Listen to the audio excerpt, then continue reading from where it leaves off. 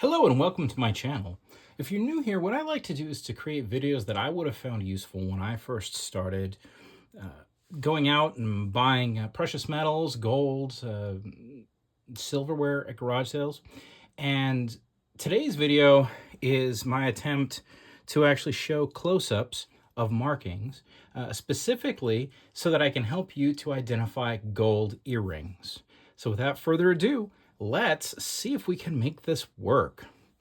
You're probably wondering why there's Legos here. Well, these are my son's Legos. And I found some putty at the thrift shop, and I thought, well, maybe if I just jam the putty on the end of one of the Legos and build up a platform that gets the earring, which you can see right here, close to the lens, we will be able to use this cool lens that my mother-in-law got me for Christmas to actually talk about how we can find these teeny tiny little markings.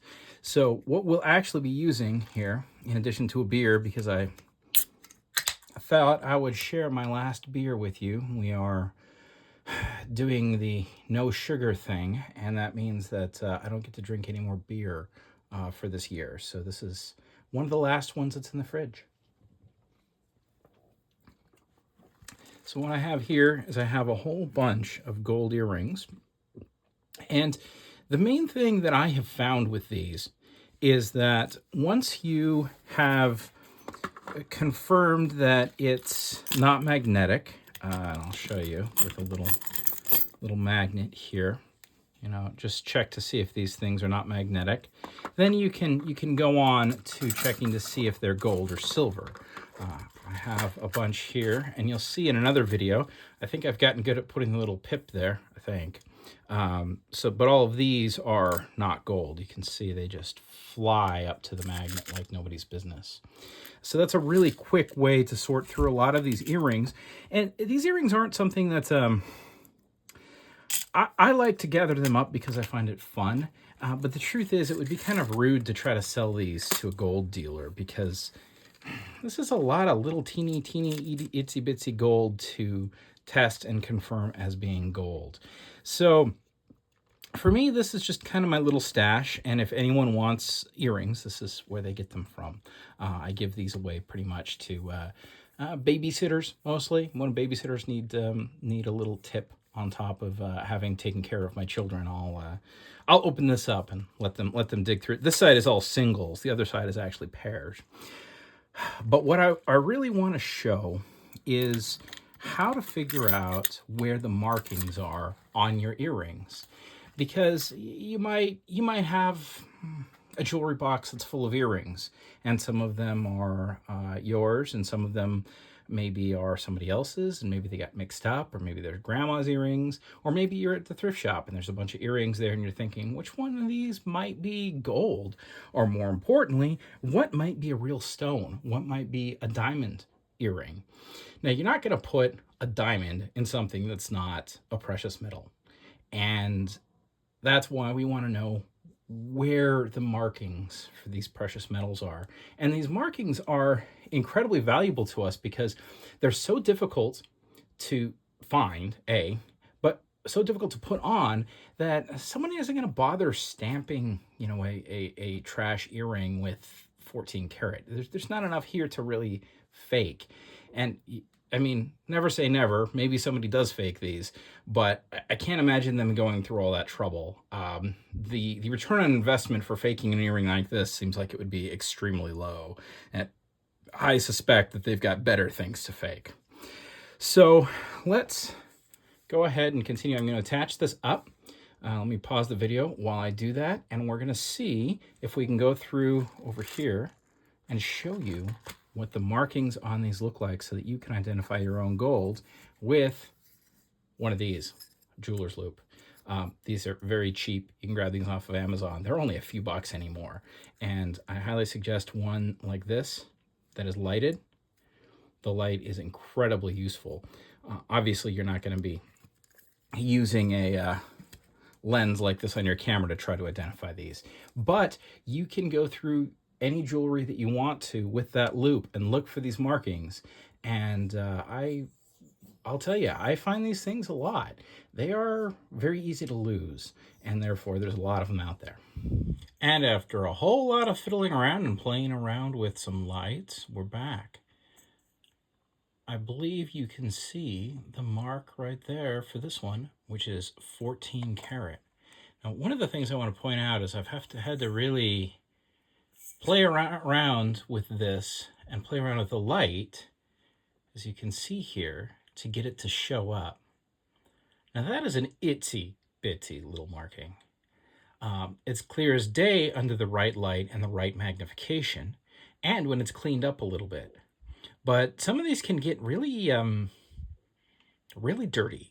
A lot of these earrings are really dirty, and lighting and angles on the lighting can be important. For example, you know, we're looking at that thing right now, but if I move the light, it's virtually gone, and back it comes.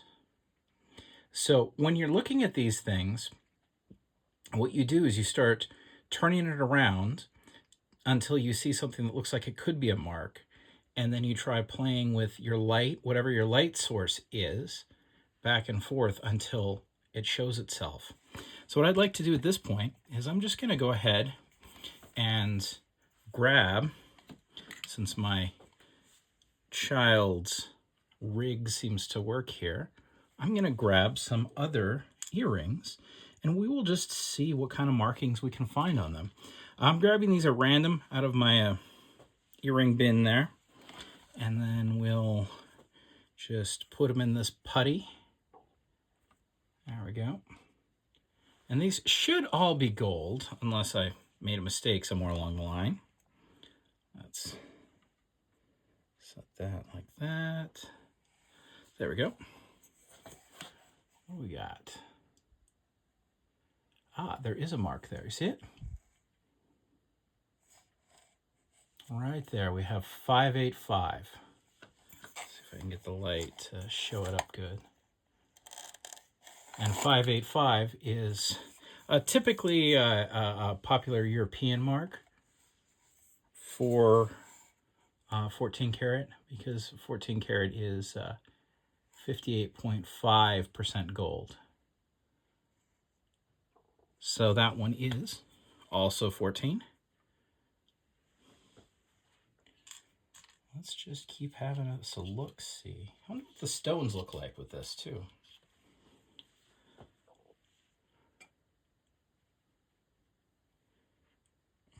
There we go.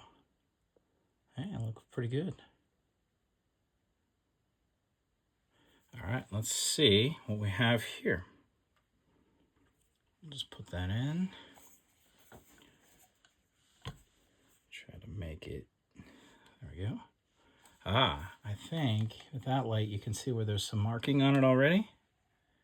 And we'll just try to rotate it a little bit. There we go. ZZ 416.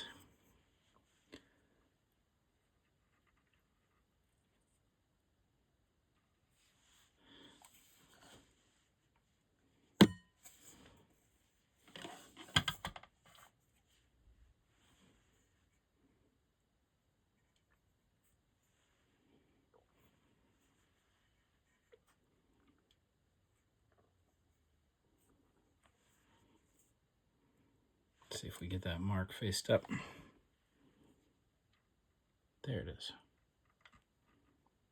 Ah.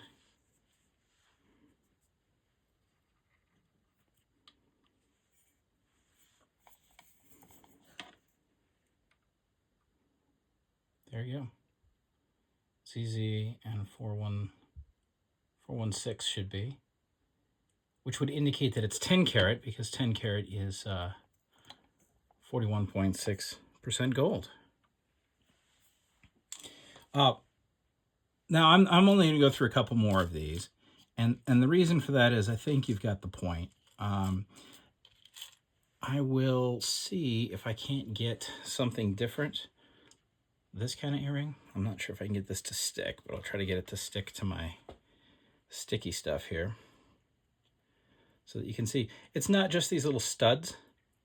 It's also any kind of gold earring, for the most part, at least that's not like homemade or crafted by someone at a craft show, will have this mark more or less here. And even then, I'd imagine that there are some craft show people that will put this mark on there, but there you go, see? Sorry, it's upside down. 14 karat.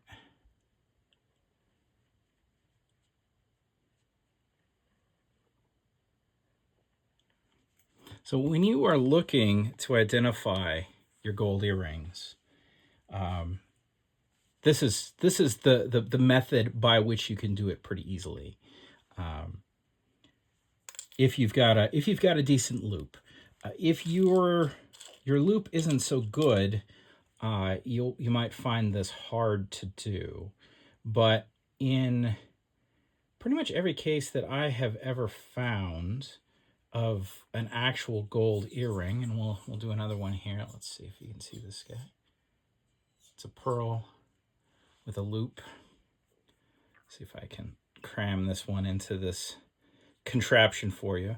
I've always seen these marked in this very specific, incredibly teeny tiny way.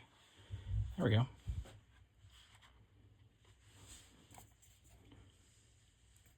And that one, I believe, what do we got there? Let me see if I can move this rig around a little bit, make it clearer for us.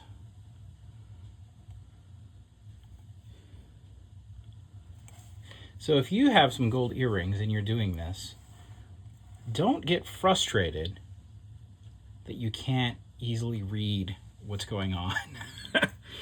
Because I think, as you're noticing, even with well, honestly, it's a Lego rig, so maybe it's not the most professional. But even with a whole lot of zoom and a different light source, it can be a bit to figure out, hey, this one is 14 karat. See right there. Got our 14 karat mark. So don't give up hope when you're actually trying to identify earrings in this fashion.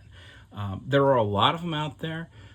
Frequently, you'll find them just in the bottom of things, bottom of jewelry boxes, pretty much any place that jewelry can be found.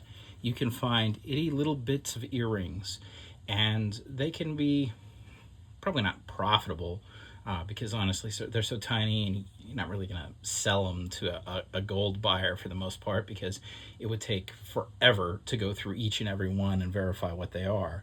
But they're fun. They are an absolute hoot to pile up. And then, when you're getting them for virtually nothing, it's really a good thing to give away to people. Maybe somebody just got their ear pierced. A little girl just got her ear pierced for the first time. There you go. She's got some earrings. It can be a fun thing to have socked away.